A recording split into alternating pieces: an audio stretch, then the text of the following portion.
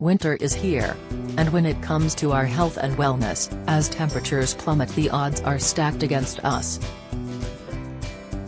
Shorter days can mean low mood, and the cold and dark make it hard to feel motivated to exercise and eat. But winter is actually the time should take care of our well-being the most. There are more viruses circulating, not just COVID-19 but the likes of colds and flu. And after mixing was limited last year, doctors like myself believe we entering uncharted territory when comes to how our bodies will react to invaders. Our immune system needs regular boosts and constant exposure to other people and bugs to function effectively. We have no idea how avoiding each other last winter will impact its ability to operate. This unique situation emphasizes the importance of being proactive when it comes to looking after our well-being. There's never been a more vital time to take charge. Luckily, there are some simple things you can do that will make a difference. And I'm here to show you how it's done. In part 1 of my exclusive winter wellness plan, I'll discuss how diet and relaxation are key to boosting health and wellness, and in tomorrow's part 2 we'll move on to exercise and sleep. So if you're looking to make a change, read on. Before you start this or any health or fitness regime, consult your GP. The 4 pillars: eat, relax, move, sleep. Taking charge of our health shouldn't be hard, but many of us are paralyzed by the endless amount of advice on offer. So allow me to simplify what a healthy lifestyle means. The truth is, everyone has the power to achieve peak wellness, allowing them to feel better and live life to the full. And wellness can be broken down into 4 pillars: eat, sleep, relax and move. Strengthen all 4 pillars and your health will hold strong. The pillars work in harmony with one another, and you are only as good as your weakest pillar. If you want to improve how you feel, start by asking which of the pillars you need the most help with and tackle that one first. But don't focus on just one. It's no good hammering the gym if you are staying up until 2 a.m. every night. Start small. This doesn't have to be a huge overhaul. A little, when done well, soon adds up to a lot.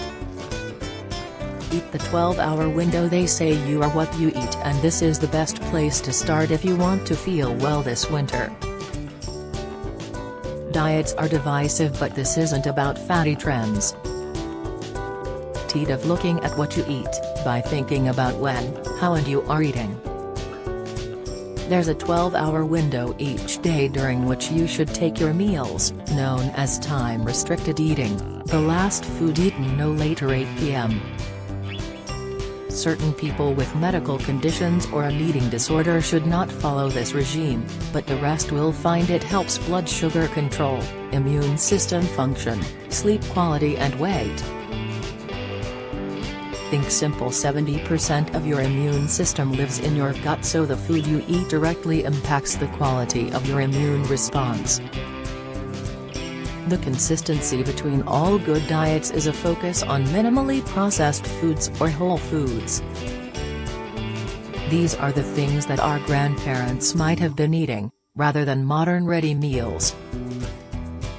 Think grains, brown rice, quinoa, rolled oats, beans and legumes, lentils, kidney beans, chickpeas, nuts, seeds, fruit and vegetables.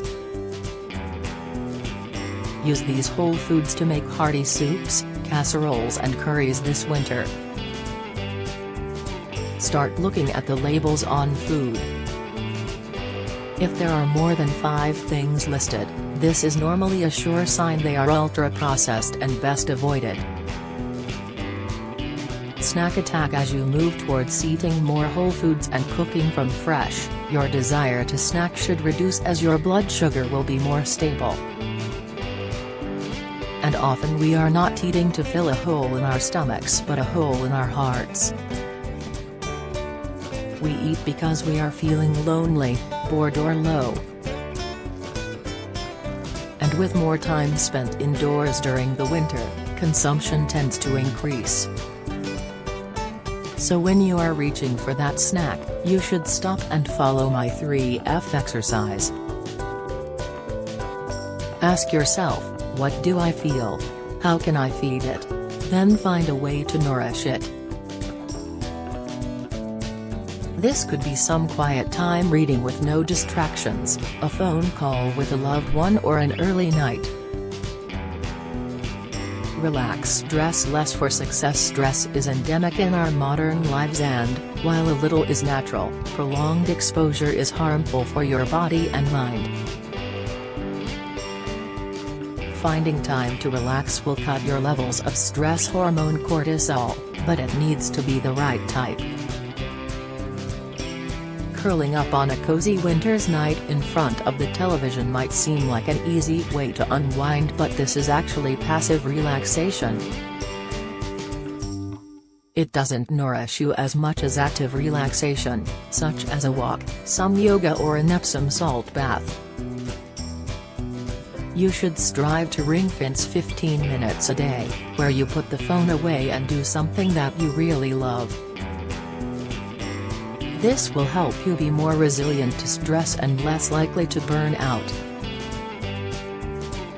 Reconnect with your partner. Once you've made quality time for yourself, you can give a little to your partner too. Make the most of dark nights and cook a comforting dinner together. Clear communication is the secret to keeping a relationship fulfilling rather than fraught.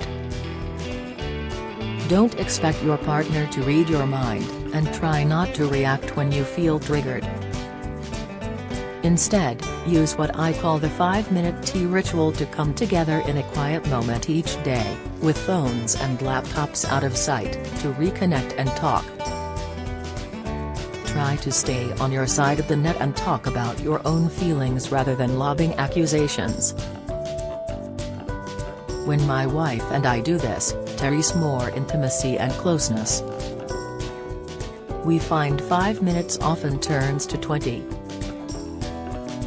Cut the tech. I'm a big fan of a digital detox, to allow you to relax and sleep better, as well as engage with the world around you. But with more time spent indoors during winter, the temptation to use our phones is at its greatest. So could you spend the first hour of the day and the last one with your phone off? Perhaps you could take your daily walk without it? I know that many of us have relied on our phones to keep in touch with loved ones during the restrictions over the past 18 months. This connection is important for our well-being. But you don't truly get it with social media. Opt for an old-fashioned phone call instead.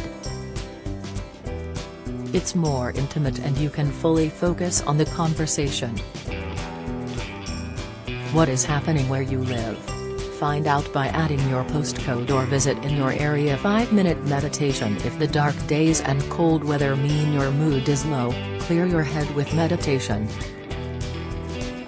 5 minutes a day is all you need. The best place to start is with a guided meditation or mindfulness app like Headspace or Calm. Remember that the goal isn't to have no thoughts and a quiet mind but to make friends with your mind. So don't beat yourself up if your brain starts running through your to-do list. You are allowing that stuff to come out from deep inside so it won't negatively affect your day. Of course, no matter how much you cut out stress, there will be times when you start to feel overwhelmed. In those situations, then you should try the 3-4-5 breath technique. It only takes a minute. Breathe in for 3, hold for 4 and breathe out for 5. Do this 5 times and you will feel better. Dr. Rangan Chatterjee's 5-minute wellness podcast, Built to Thrive, is exclusively available on Amazon Music.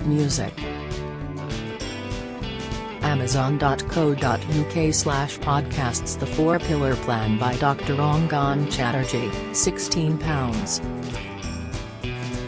99, Penguin Life, is out now.